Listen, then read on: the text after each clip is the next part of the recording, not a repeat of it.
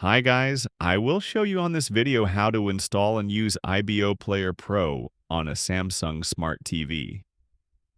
So first you will need to click on the home button, which is on the middle of the remote control.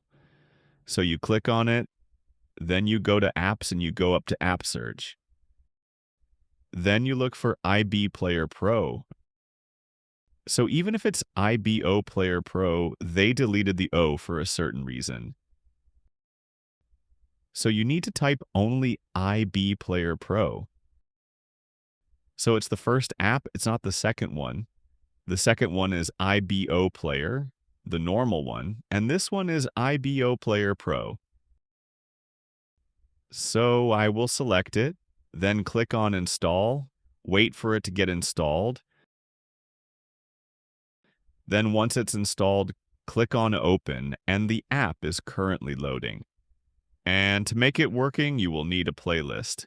So you can't buy the playlist from the website that you can't find on the first comment. You can also find the link of this website in the description of this video.